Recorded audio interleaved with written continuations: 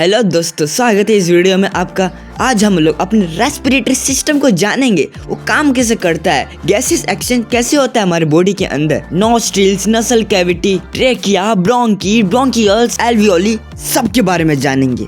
चलिए शुरू करते हैं।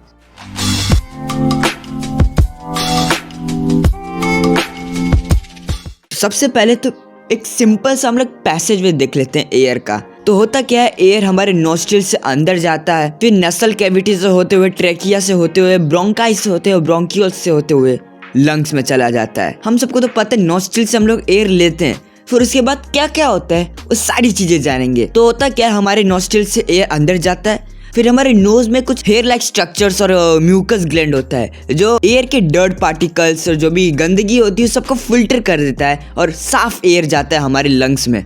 ये नसल कैविटी से होते हुए जाता है ट्रेकिया में, और ऐसे ट्रेकिया के रिंग लाइक कुछ ट्यूब टाइप होता है जिसका मेन फंक्शन यही है कि वो एक एयर के पैसेज वे की तरह काम करता है। अगर ट्रेकिया नहीं होता, कुछ इस प्रकार हाल होता है हमारे एयर का।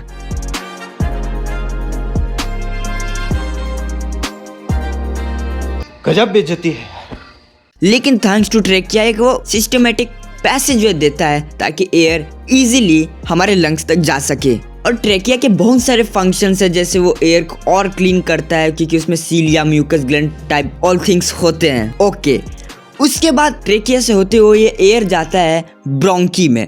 वैसे हमारे रेस्पिरेटरी सिस्टम में दो लंग्स हैं, एक लेफ्ट लंग और एक राइट लंग, इसलिए ब्रोंकी भी दो है, जो एक लेफ्ट लंग में खुलता है और एक राइट लंग में खुलता है। फिर उसी प्रकार ये ब्रोंकी जो है वो और आगे जाके और स्मॉल स्मॉल पाइप्स में डिवाइड हो जाता है, और डिवाइड होते होते और स्मॉल होते होते एक बलून लाइक स्ट्रक्चर पे टर्मिनेट हो जाता है। और वो बलून लाइक स्ट्रक्चर बहुत इंपॉर्टेंट है जिसके बारे में हम लोग बात करेंगे। अगर ये बलून लाइक स्ट्रक्चर नहीं होता तो ऑक्सीजन के लेने का कोई फायदा ही नहीं होता। ऐसा क्या है ये बलून लाइक स्ट्रक्चर, आइए जानते हैं। तो दोस्तों, इसी बलून लाइक स्ट्रक्चर को बोलते हैं एल्वियोली। यही गैसेस एक्सचेंज करता है हमारे बॉडी में। O2 हमारे खून में देता है और CO2 हमारे खून से लेता है, एक प्यूरिफिकेशन की तरह काम करता है। तो दोस्तों, क्योंकि यहाँ पे गैसेस एक्सचेंज होता है, इसलिए एल्वियोली बहुत ही डेलिकेट, बहुत ही थिन शीटों से बना हुआ है। ब्लड में गैसेस एक्सचेंज होता कैसे, आइए जानते हैं। तो होता क्या है, ये जो ब्लड है हमारे पूरे बॉडी से फूड ब्रेकडाउन के प्रोसेस में जो भी CO2 होता है वो सारे टिश्यूज से लेके लंग्स में पहुंचता है, ठीक है। फिर उसके बाद ये एल्वियोली क्या करते हैं, क्योंकि एल्वियोली एकदम ब्लड वेसल से लिपटे होते हैं, तो क्या होता है कि ये जो ब्लड्स होते हैं वो अपने में से CO2 एल्वियोली में डिफ्यूज कर देते हैं। और एल्वियोली क्या करता है, उसमें जो ऑक्सीजन आया है एटमॉस्फेयर से वो ब्लड में डिफ्यूज कर देता है। इसी तरह डिफ्यूजन प्रोसेस चलता रहता है और हमारे ब्लड में ऑक्सीजन जाता रहता है। अब आप सोच रहे होंगे कि हमारे ब्लड में ऑक्सीजन जाना इतना ज़रूरी क्यों है।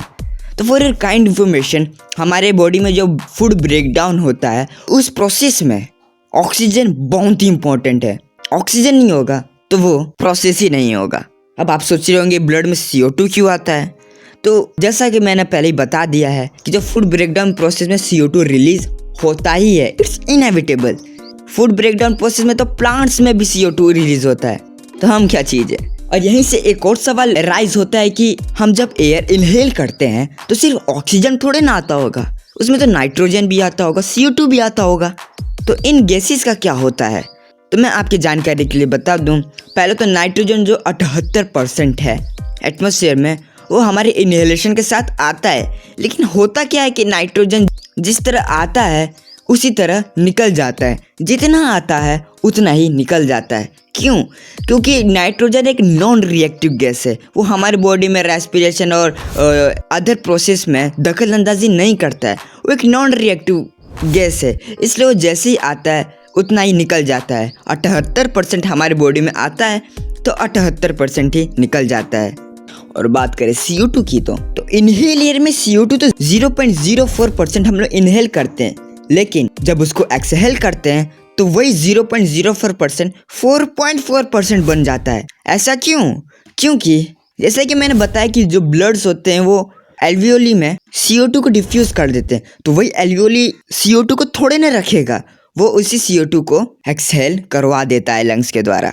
अब एक और क्वेश्चन अराइज होता है, ये जो ऑक्सीजन है ये हमारे ब्लड में ऐसे कैसे चला जाता है? तो आपकी जानकारी के लिए बता दूं, हमारे ब्लड में होते हैं कुछ 3 प्रकार के सेल, आरबीसी, डब्ल्यूबीसी और प्लेटलेट। उसमें जो आरबीसी है, जो रेड ब्लड सेल है, उसमें होता है हीमोग्लोबिन।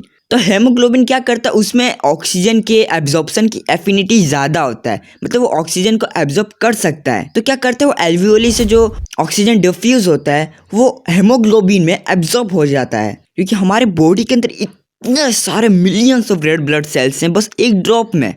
तो सोचो पूरे बॉडी में कितना होगा। तो इसी प्रकार ऑक्सीजन हमारे बॉडी में हेमोग्लोबिन के द्वारा पूरे बॉडी में ट्रांसपोर्ट होता है। लेकिन एक राज की बात, आपने कई लोगों से सुना होगा कि किसी बंद रूम में फॉसिल फ्यूल कभी मत जलाना, और अगर मस्करी के लिए जला भी दिया ना तो उसमें रहना मत। ऐसा क्यों कहते हैं लोग?